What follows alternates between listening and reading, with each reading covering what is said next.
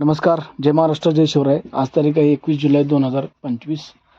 आजचा व्हिडिओ करण्याचं कारण असं आहे की आमच्या सोसायटीच्या ग्रुपवरती आमच्या वॉचमॅनकडून एक RTO चलन म्हणून लिंक टाकण्यात आली आणि लोकांनी पण ती कुतूहलापोटी त्याला टच केलं. त्याच्यापैकी 2-3 सदस्यांच्या अकाउंटमधून कुणाचे 50,000, कुणाचे 80,000 याप्रमाणे ते पैसे कट झाले आणि जे सुज्ञ होते त्यांनी त्याला टच केलं नाही. ह्याबद्दल जेव्हा आपण वॉचमॅनला विचारणा केली त्यावेळेला वॉचमॅन म्हणला, माझा फोन तर माझ्याकडेच आहे, पण मी ती लिंक काही पाठवली नव्हती. तर तो म्हणला, माझं व्हॉट्सअपच चालत नाही, तर मी तुम्हाला लिंक कुठून पाठवणार. मग त्याला ज्यावेळी त्याच्यावर तो ओरडले, स्वतः मोबाईल लोकांनी चेक केला, त्यावरती असं समजलं की तो मोबाईल हॅक झालेला आहे आणि त्याच्या ह्याच्यावरून दुसरंच कोणतरी लिंक पाठवली होती आणि बऱ्याचशा लोकांच्या ह्याच्यामधून पैसे कट झाले होते. तर सांगण्याचं तात्पर्य असं आहे की माझं लोकांना कुतूहलपोटी कोणतीही गोष्ट करायला जाऊ नका. पूर्ण माहिती घ्या आणि त्याच्यानंतरच आपला जो काय असेल तो निर्णय घेत जावा. आता त्या सोसायटीच्या ग्रुपमध्ये जवळजवळ 20 ते 25 सदस्य होते. त्यामध्ये मी सुद्धा होतो.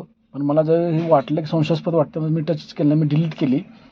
परंतु इतर लोकांना ते लक्षात आलं नाही.